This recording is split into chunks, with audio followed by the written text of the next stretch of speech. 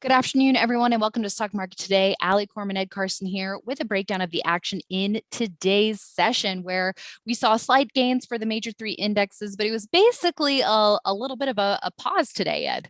Yeah, I think the market sort of realized maybe a little bit of a heat check kind of thing, how we were rebounding from those lows, came back down, nudged higher, but yeah, off the lows. We'll see if this rally has legs. But we are going to take a look at a few stocks that did pretty well: Applied Materials and Mosaic flashing buy signals, and Taiwan Semiconductor nearing a buy point with earnings tomorrow. All right, let's do that first. Checking in on the major indexes. Here is a look at the NASDAQ composite today, gaining about 0.25%. We also had the S&P 500 up about 0.3%, the Dow up 0.1%, and down, we had the Russell 2000 down about 0.6%. So potentially, maybe, do you think a little bit of resistance here coming up for the NASDAQ at the 10 and 21-day lines? Yeah, all the major indexes hit resistance at the 10-day line, which is not exactly the fiercest level of resistance. I mean, you're not supposed to rebound straight up. I mean, it happens sometimes, but it would look unusual if we came all the way up. So pausing here isn't the worst thing. If we paused here for a few days, it wouldn't be the worst thing. I mean, the question is, will we continue to rebound ultimately, or are we going to come back to new lows? And we don't know yet. I mean, that's what it comes down to. We don't know. The market direction is still in flux. Nice bounce. We got the bounce where we needed it. But will this bounce last? And, we just don't know the answer for that. So I think investors, if you make moves, especially anything in the growth area, be very cautious. I mean, there's obviously areas that are doing well, but growth is still a little bit scary. Yeah, we had this shakeout below the lows from November and December.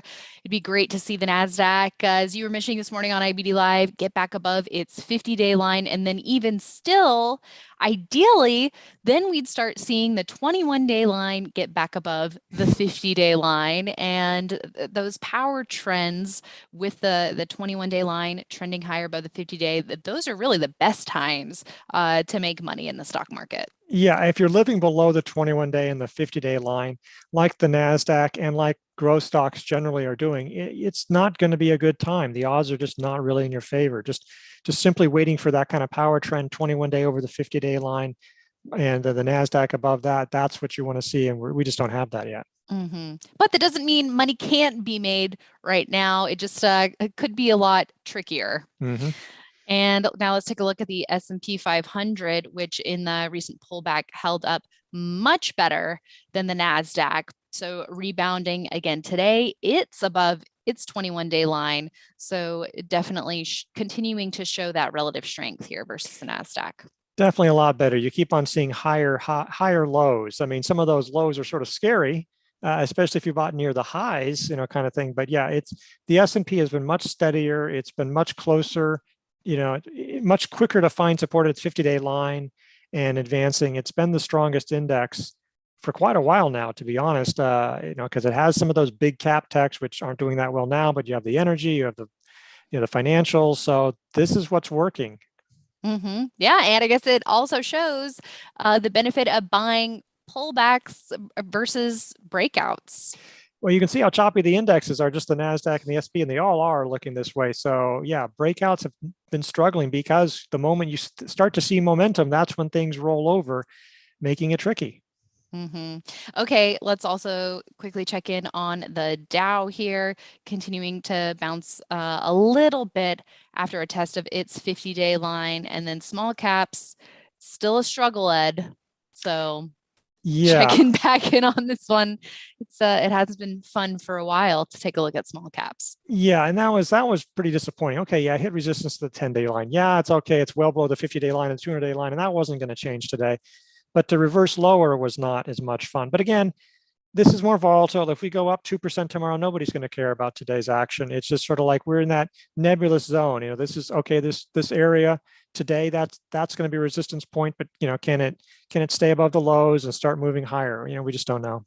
And while it does kind of feel like the same old story here for at least the last couple of weeks by and large, there's a reason why we're checking in on these indexes every day, because there will be a time where there'll be a key development here. So it's good to keep track of it. And also just the fact that it is a proxy for breadth, which is something that is a good signal about the health or lack thereof in the market. Yeah, absolutely. The market breadth has been weak, and maybe it didn't hit the new lows, but it's just been a tougher market to keep up with, especially the S&P 500. Individual stocks have generally struggled over the past several months. Well, let's take a look at a standout from the semiconductor sector, and that is Applied Materials in the equipment group, up about 4.7% today. Some nice volume behind the move as well. So this is a situation where a failed breakout quickly then turns into a buying opportunity. Ed, so what about for those who did buy the breakout and got shaken out? I feel like it might be building a bad habit if you say to yourself, well, I guess I just should have held this. Yeah, that's the problem because some of them did not. You look and look. I mean, okay, some of these chip names are doing okay and bouncing back, and some of them haven't come. I mean, this has come back basically almost all the way. And so that's, but a lot of them have not. And a lot of software names, they come down, they bounce for a day or two, and then they sell off. So yeah, you need to just preserve that capital. Yes, I mean, look, I sold some stuff last week, and there some of that stuff has come back up. I mean, what am I? That just happens, but other stuff is not. And sometimes you need to sell. And but this was still a new buying opportunity today. He broke a trend line, rebounded from the 50-day line. Technically, that old buy point is no longer valid because it clearly went more than 8% below the old buy point. Still, it's nice to get above it. Most of the trading, there's not a whole lot of people who bought AMAT at this point who aren't happy, if you know what I mean, because there's only, so that's always a nice thing. So there was reason to it. The volume was strongest in several weeks. So there was reason to buy this. This was added to Swing Trader today. And, at least it's in position. You just have to remember the market is not favorable, but at least if you're going to be buying in this kind of situation, you at least want to be buying stocks that by themselves are in favorable conditions. Such a good point there, Ed. And we also spent a lot of time this morning talking about stocks in the chemicals area, and miners and steel makers. So Mosaic, one of those names, breaking out today. Didn't finish at session highs, but solidly in the middle of its range and even higher up in its true range, but a closing range here of 60% or so, and up about 4% with some volume behind this cup with handle breakout.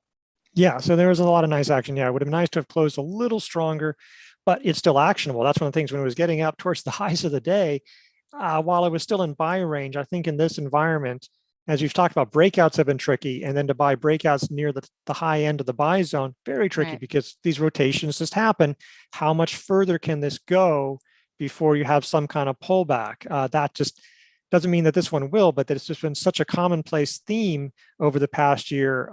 You just have to play things really close to the vest. But nice action here. There's a lot of positive things about fertilizers and commodities in general today. That's clearly Yeah. a very strong part of the market.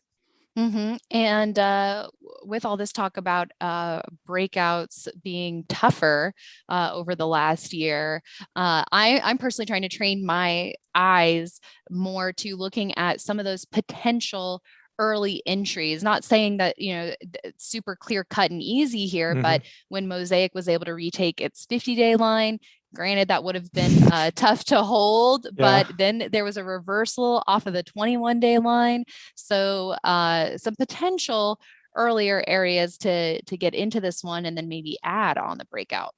That's probably would be a good way to do it. And if you don't feel really comfortable, especially since it wasn't a classic trend line kind of things and a Right. little bit of that, maybe take a smaller position, start a position. You don't have to go all or nothing into these things. And then, as you say, add to it on the breakout. But yes, even better when you get that clean trend line, or the entire base is forming above that 50-day line. Those kinds of things are also very helpful.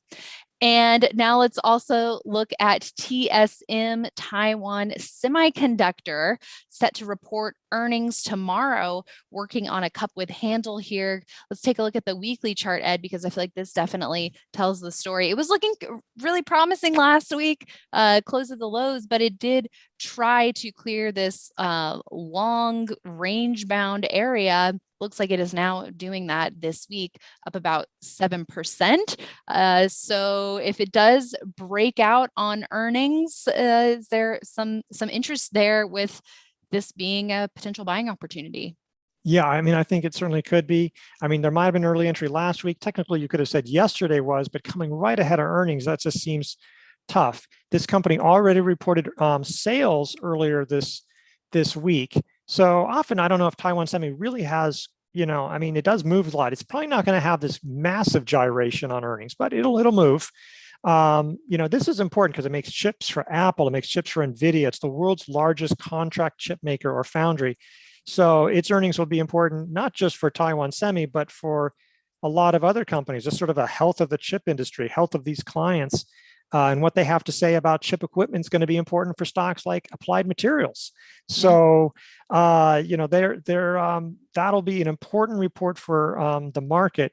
And you're right, it's a long consolidation. The relative strength line, while it's not at highs for sure, but I think it's around the highest levels in like several months. So it's turning around now. It had a huge run after the coronavirus crash, really powerful move. So it's taken a break. It's responded very well over the past week and a half when you compare it to just about any other stock. So it's looking pretty healthy. Okay. Well, want to keep an eye on Ed. It seems like outside of those commodity related names and financials, the semiconductor sector is still holding up pretty good. Yeah, I was just looking at SMH. It retook its 50-day line while, the software index fell again. That's just if you're going to look in tech, chips are definitely the way working right now. All right. Well, we'll keep some of those names on our watch list and potentially at the ready. Thank you, Ed. And thanks everyone for tuning in. We'll be back tomorrow morning with more on IBD Live. So make sure you join us. And Harold Morris set to make his return. Looking forward to have him back on the show. So tune in, investors.com/IBD Live. We'll see you there bright and early and also right back here after the close. I'm off tomorrow and Friday, so I will see everyone next week. Hope you all have a great end of the week and weekend as well. Bye.